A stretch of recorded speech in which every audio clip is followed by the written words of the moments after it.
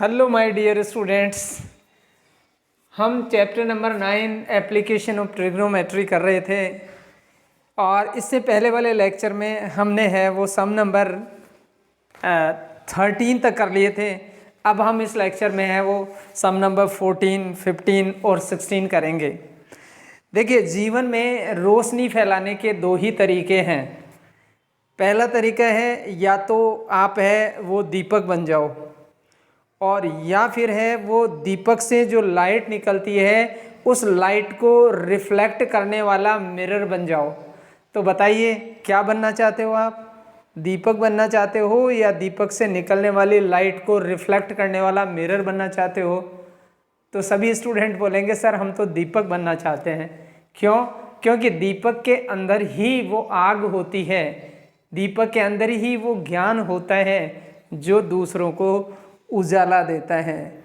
नहीं तो मिरर तो सिर्फ है वो उस उजाले को है वो चारों तरफ से फैलाता है। तो इसलिए मेरे प्यारे बच्चों, अगर सीखना है तो या तो स्टूडेंट बन जाओ और या फिर टीचर बन जाओ। क्यों? क्योंकि एक रियल मायने में एक स्टूडेंट ही सीख सकता है और रियल मायने में एक टीचर ही स्टूडेंट को सिखा सकता है।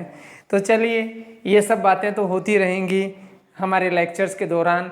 हम जो है वो अब कर रहे हैं सम नंबर 14, जो कि आपका बहुत ही इंटरेस्टिंग और बहुत ही इम्पोर्टेंट चैप्टर है, इम्पोर्टेंट जो है वो सम है। देखिए, सम नंबर 14 है वो आप अपनी बुक से टैली करिए। इसमें डायग्राम ऑलरेडी दे रखा है आपको सम नंबर 14 का। सम नंबर 14 का जो डायग्राम है उस डायग्राम में देखिए, यहाँ पे डायग्राम में ये है कि एक 1.2 मीटर टॉल गर्ल, एक लड़की है जिसकी हाइट है वो 1.2 मीटर लंबी है। ठीक है, 1.2 मीटर लंबी एक लड़की है और वो जो है वो एक जाते हुए बैलून को देख रही है। तो सबसे पहले जब उसकी नज़र बैलून पे पड़ती है, यहाँ पे देखिए ये एक बैलून है और इस बैलून के ऊपर है वो इस लड़की की नज़र पड़ रही है। तो जब इस बैलून के ऊपर उस लड़की की नज़र पड़ती है तो इस बैलून की जो हाइट है वो ग्राउंड से 88.2 मीटर थी। 88.2 मीटर हाइट के ऊपर है वो जो है वो ये बैलून था और इस बैलून को वो लड़की है वो देख रही थी। तो जब देख रही थी तो उसकी आँखों से जो भी है वो एंगल उस बैलून के साथ जो बन रहा था वो बन रहा था आपका 60 डिग्री। तो देखिए, ये एक लड़की है, ये गर्ल है, ठीक है, और इस गर्ल की ये आँख है और आँख से ये जो देख रही है बैलून को, तो यहाँ डायरेक्ट इसका एंगल कितना है? 60 डिग्री है। अब इसके बाद में देखिए, ये बैलून हवा से उड़ता हुआ थोड़ा दूर चला जाता है। हाइट उतनी ही रहती है इसकी हाइट जो है चेंज नहीं होती है, हाइट चेंज नहीं होती, बट इसका एंगल जो है वो यहाँ से चेंज हो जाता है और एंगल जो है वो अब हो जाता है, इसको जो ये लड़की देख रही है इस बैलून को, तो इसका एंगल हो जाता है अब आपका 30 डिग्री एंगल हो जाता है। एंगल कम हो जाता है, पहले एंगल ज़्यादा था इसका, पहले एंगल 60 था, अब एंगल जो है वो इसका क्या हो जाता है? इसका 30 डिग्री एंगल हो जाता है। अब आप देखिए, इसके अंदर जब 30 डिग्री एंगल हो जाता है तो हाइट वहीं रहती है, ज़्यादा हाइट पे ये नहीं जाता। 88.2 मीटर हाइट के ऊपर ही है ये बैलून है, पहले भी इतनी हाइट पे था और बाद में भी ये इतनी ही हाइट पे है। लेकिन पहले यहाँ पे बैलून था तो यहाँ से यहाँ तक की हम डिस्टेंस को मान लेते हैं कि ये डिस्टेंस है वो x मीटर है, और इसके बाद में यहाँ से ये बैलून यहाँ पे गया तो ये डिस्टेंस है वो इसको हम मान लेते हैं, ये डिस्टेंस है वो y मीटर है। x और y मीटर ये डिस्टेंस हम मान लेते हैं। अब यहाँ पे देखिए, यहाँ पे हम ट्राइंगल कंसिडर करते हैं। तो ट्राइंगल कंसिडर करेंगे तो ये जैसे ये P और ये Q और ये R, ये S और ये T, इस तरह से जो है हमने है वो इस ट्राइंगल के ये पॉइंट्स हैं वो ले लिए हैं। अब देखिए, आप सबसे पहले हमें वो ट्राइंगल ले लेंगे PQR। तो इन ट्राइंगल PQR के अंदर देखिए आप, PQR में आप देखिए ये 1.2 मीटर हाइट इसकी गर्ल की हाइट है, तो ये यहाँ से लेके यहाँ तक की हाइट भी है वो 1.2 मीटर हो गई। अब ये टोटल हाइट जब थी 88.2 मीटर, तो हम 88.2 मीटर में से 1.2 मीटर को हम कम कर लेंगे तो ये आ जाएगी 87 मीटर। यानी एक्चुअल में जो है वो इस ट्राइंगल के अंदर इस परपेंडिकुलर की जो हाइट है वो है वो 87 मीटर है। तो परपेंडिकुलर 87 अपॉन बेस हम कर देंगे, बेस हमने ले लिया है इसका x, और एंगल जो है वो इसका आप देखें एंगल ले रहे हैं हमारा जो है वो tan 60 एंगल है वो 60 है। अब देखिए इसको हम आगे सोल्व करते हैं तो 87/x और tan 60 की वैल्यू आपको पता है √3 होती है, अपॉन 1 कर दिया और क्रॉस मल्टीप्लाई करके हम √3x = हम 87 कर देंगे और फिर x = हमारा आ जाएगा 87/√3 आ जाएगा। अब हम है वो इसको रेशनलाइज अगर हम करें तो रेशनलाइज भी हम कर सकते हैं, √3 से इसको मल्टीप्लाई कर दो और √3 से ही इसको डिवाइड कर दो तो ये 3 हो जाएगा। तो ये आ जाएगा आपका 87√3/3 और फिर इसको आप वो कैंसिल कर सकते हैं, 3 2 = 6 और 3 9 = 27। 29√3 जो है वो आपके पास है वो x की वैल्यू आ गई।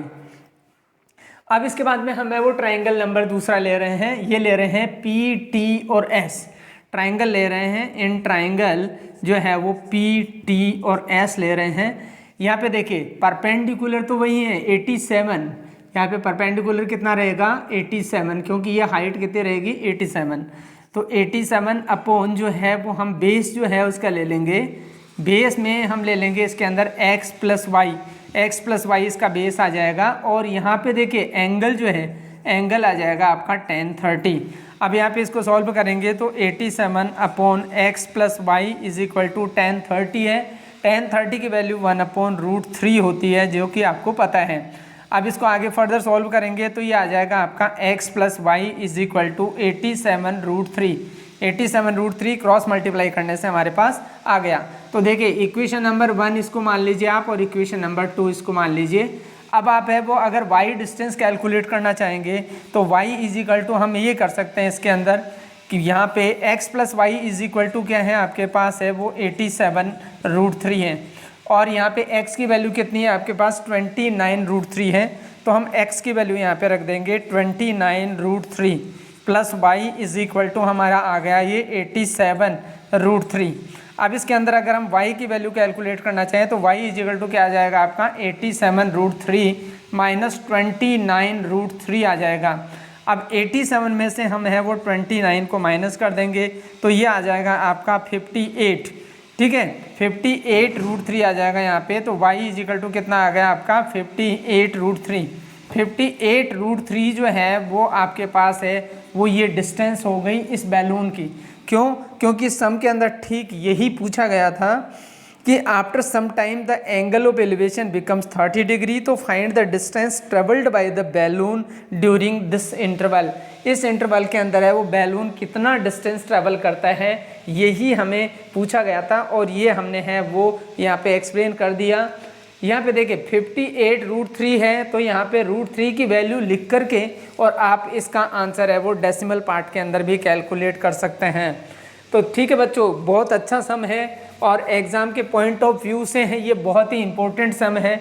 आपको इसको बार बार जब तक आप रिवीजन नहीं करोगे तब तक इसके अंदर आप महारत हासिल नहीं कर सकते। तो जब अगर आपको महारत हासिल करनी है तो इसका मतलब ये हुआ कि आपको है वो रिवीजन को कोई ढील नहीं देनी है। वो कहते हैं ना कि पतंग को जितनी ढील दी जाएगी उतना ही है वो उसमें कटने के चांसेस ज़्यादा हो जाएंगे, इसलिए पतंग को खींच के रखो, रिवीजन को है वो चलाते रहो। अब आ जाते हैं हम सम नंबर 15 में। ठीक है, सम नंबर 15 हम कर रहे हैं। ये सम नंबर है वो बड़ा अजीब सा सम है लेकिन करने में बड़ा जो है वो अजीबोगरीब है। तो देखिए कैसे हैं, आप पहले सम को समझिए। A straight highway leads to the foot of a tower. देखिए यहाँ पे एक टावर है और उस टावर के फुट से यहाँ पे एक हाईवे है। ये हाईवे देखिए, हाईवे क्या होता है आपको मालूम है, जहाँ पे बहुत सारी गाड़ियाँ चलती हैं।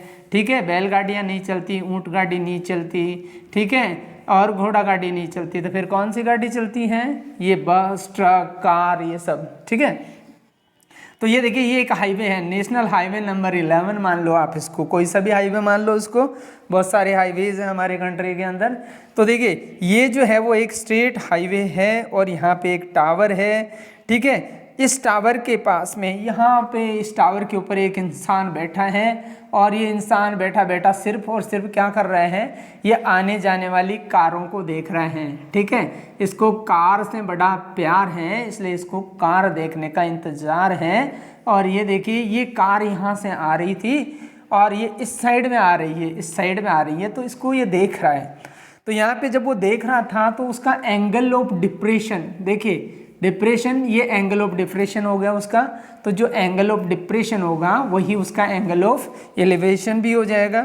तो पहले उसका एंगल था 30 डिग्री, जब वो कार आ रही थी तो एंगल था उसका 30 डिग्री। इसके बाद में 6 सेकंड तक उस कार को देखता रहा और 6 सेकंड तक कार को देखते देखते, यानी कितना टाइम लिया उसने, 6 सेकंड। 6 सेकंड कार को देखते ही उसने देखा कि ये कार तो थोड़ा फुट के पास आ गई है। तो फुट के पास आ गई, तो फुट के पास आई तो एंगल अब बन गया उसका 60 डिग्री एंगल बन गया था। अब उसका 60 डिग्री एंगल बन गया था, पहले उसका 30 डिग्री एंगल था।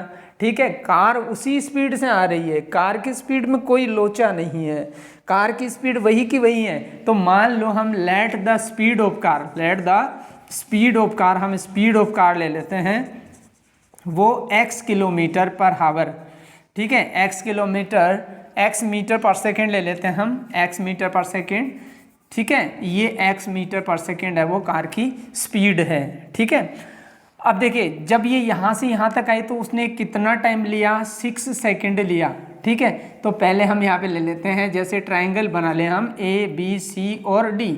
ठीक है, तो अब जैसे D से C तक आ रही, तो डिस्टेंस है ना, हम ये कैलकुलेट कर लेंगे, डिस्टेंस कवर्ड, कितना डिस्टेंस कवर्ड किया from C to D। C to D जब आई तो कार ने कितना डिस्टेंस कवर किया, तो देखिए स्पीड ये है और टाइम ये है, तो स्पीड इनटू टाइम आप जानते हैं, speed into time is equal to क्या होता है, डिस्टेंस होता है। तो यहाँ पे स्पीड है x और टाइम 30, तो डिस्टेंस कितना हो गया बेटा, हाँ डिस्टेंस हो गया बच्चों xt meter, xt meter distance हो गया।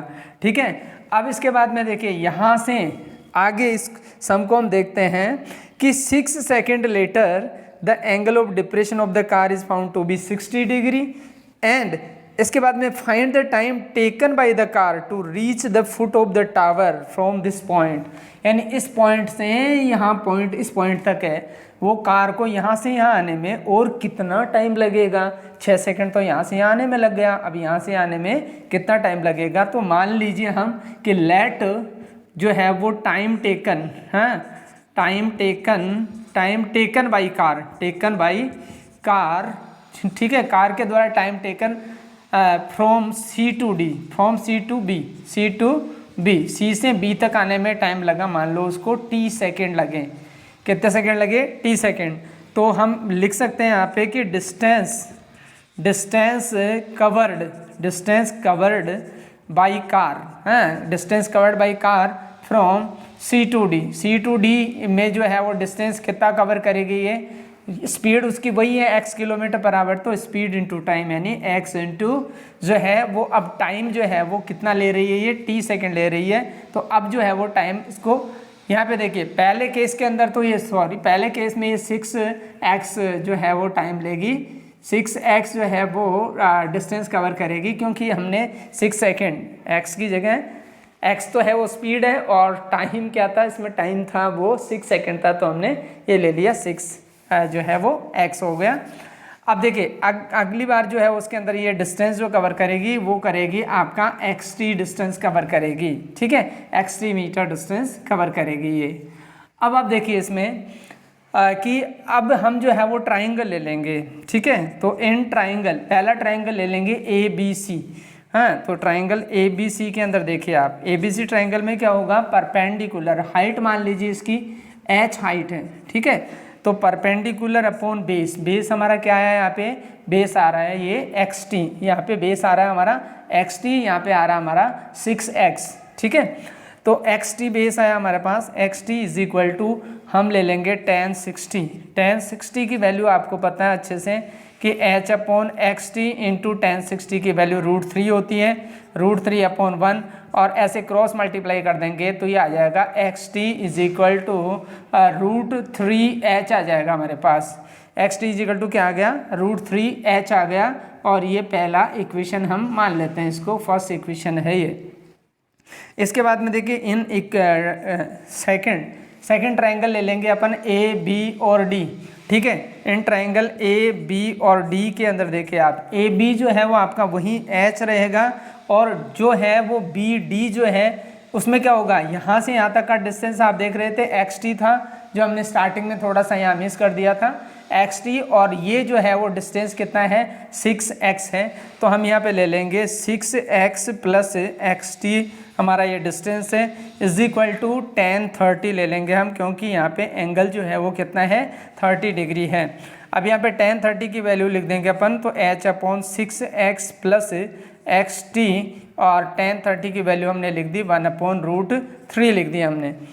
अब देखिए यहाँ पे 1/√3 लिख दी। अब हम इसको क्रॉस मल्टीप्लाई कर देते हैं, तो ये आ जाएगा h√3 इज इक्वल टू कितना आ जाएगा आपके पास 6x प्लस एक्स टी आ गया, ये 6x प्लस एक्स टी आ गया, ठीक है। अब आप देखें यहाँ पे 6x प्लस एक्स टी जो है वो हमारे पास है, वो इसकी वैल्यू आ गई यहाँ पे √3xt।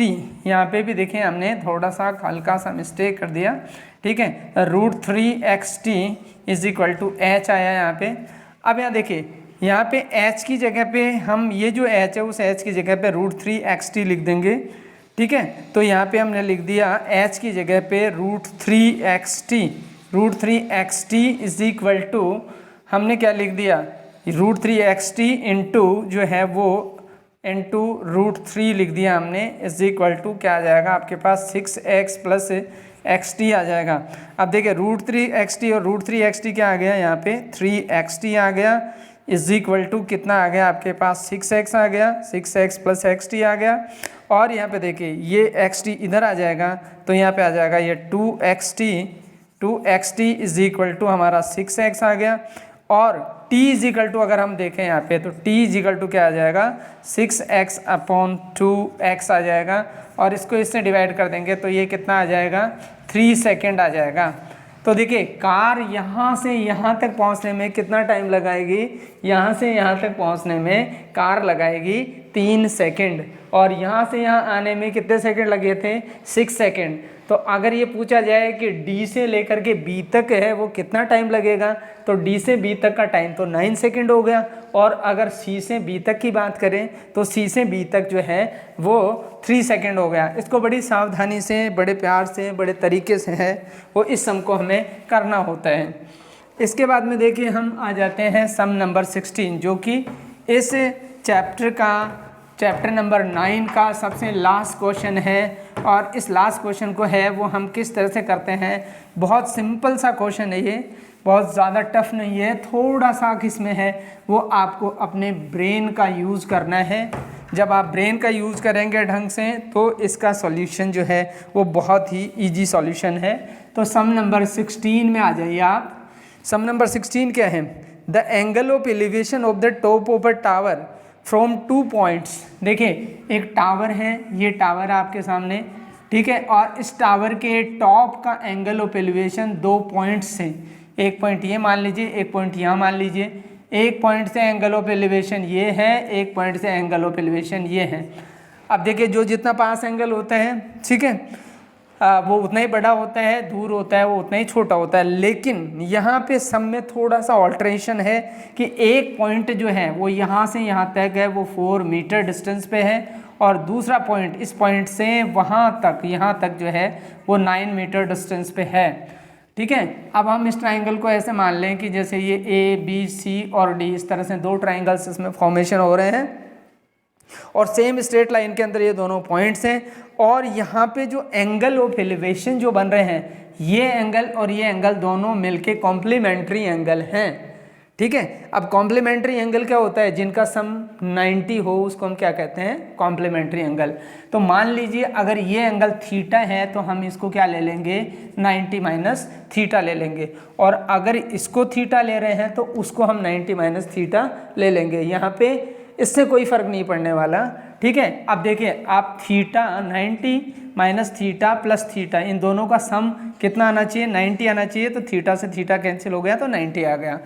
अब देखिए हम ट्राइंगल ले रहे हैं, इन ट्राइंगल जो है वो ABC, पहले हम राइट एंगल ट्राइंगल ABC ले रहे हैं। ABC के अंदर देखिए आप परपेंडिकुलर इसकी टावर की हाइट को आप क्या मान लेते हैं, h। अब यहाँ पे हमको ये प्रूव करना है कि prove that the height of the tower is 6 metre. हमको ये प्रूव करना है यहाँ पे, to prove that height of tower is 6 metre, ये प्रूव हमें करना है। ठीक है, तो यहाँ देखिए h जो है वो हमने ले लिया पहले, h/b ले लिया हमने। तो b कितना है यहाँ पे, बेस क्या है 4 मीटर है, हाइट कितनी है h है, और एंगल क्या है इसमें tan जो है वो 90 माइनस थीटा। हमने tan ही क्यों लिया, tan ही इसलिए लिया क्योंकि perpendicular upon base is equal to तो tan ही होता है। ठीक है, tan थीटा ही होता है। तो यहाँ पे इक्वेशन नंबर 1 आ गई। अब हम ले लेंगे इन ट्राइंगल जो है वो दूसरा ट्राइंगल AB और D। ट्राइंगल ABD में देखिए आप, हम हाइट तो वही लेंगे h, और बेस जो है वो इसका है 9 मीटर, और यहाँ पे ले लेंगे हम tan थीटा ले लिया हमने क्योंकि यहाँ पे एंगल क्या है इसका, थीटा है। तो ये इक्वेशन नंबर आपके पास क्या आ गई, 2 आ गई। अब देखिए from equation number first and second, from equation number first and second जो है वो हम क्या कर रहे हैं, इसके अंदर मल्टीप्लाई कर देंगे हम इसको। ठीक है, मल्टीप्लाइंग दैम, दोनों को मल्टीप्लाई, लेफ्ट साइड को लेफ्ट साइड से, राइट साइड को राइट साइड से, मल्टीप्लाइंग। ठीक है, मल्टीप्लाइंग किया हमने, है लेफ्ट टू लेफ्ट साइड और राइट टू राइट साइड। तो कैसे किया हमने, h/4 इंटू h/9 कर दिया, और यहाँ पे ये कर दिया हमने tan 90 माइनस थीटा, और ये कर दिया हमने इंटू जो है वो tan और थीटा। अब देखिए आप h/4 और h/9 को मल्टीप्लाई करेंगे तो ये आ जाएगा h²/36, और वहाँ पे देखिए tan 90 माइनस थीटा, ये आइडेंटिटी आप इससे पहले वाले एक्सरसाइजेज में पढ़ चुके हैं। ठीक है, tan 90 minus theta is equal to क्या होता है, cot थीटा। ठीक है, तो हम यहाँ लिख देंगे tan 90 माइनस थीटा की जगह लिख देंगे cot theta into tan theta, पहले से ऑलरेडी लिखा हुआ है। इसको हम इस तरह से लिख सकते हैं h²/36, और cot थीटा इक्वल टू क्या होता है आपका cos theta upon sine theta होता है, और यहाँ पे देखिए tan थीटा इक्वल टू क्या होता है आपका sine theta upon cos theta होता है। तो यहाँ देखिए साइन थीटा से sine theta cancel, cos theta से cos थीटा कैंसिल, ये 1/1 तो यानी फाइनली हमारे पास क्या आ गया यहाँ पे h²/36 इज इक्वल टू 1/1 आ गया। क्रॉस मल्टीप्लाई करेंगे तो ये h² इज इक्वल टू 36 आ गया, और इसका रूट लेंगे तो h is equal to 6 metre आ गया। तो इस तरह से मेरे प्यारे बच्चों जो है वो ये जो सम है, सम नंबर 16, ये अपने आप में एक छोटा सा ट्रिकी सम है, लेकिन ट्रिकी सम होने के साथ साथ इम्पोर्टेंट भी है। ऐसे समस आपके एग्ज़ाम के अंदर आते हैं, इसलिए बने रहो हमारे फन विद स्टडी चैनल के साथ और सीखते रहो। इसमें बहुत ही इजी वे के अंदर सभी सम्स के सॉल्यूशन, ये सॉल्यूशन सीखते हुए आज हम है वो चैप्टर नंबर 9 कंप्लीट कर चुके हैं। अब है वो हम आगे, इससे आगे चैप्टर नंबर 10 स्टार्ट करेंगे अगले लेक्चर में। तब तक है वो आप इसका रिवीजन करते रहिए, बहुत अच्छे से अच्छे मार्क्स लाने के लिए बहुत अच्छा रिवीजन करेंगे तो आपको इसका बहुत अच्छा रिजल्ट मिलेगा। धन्यवाद।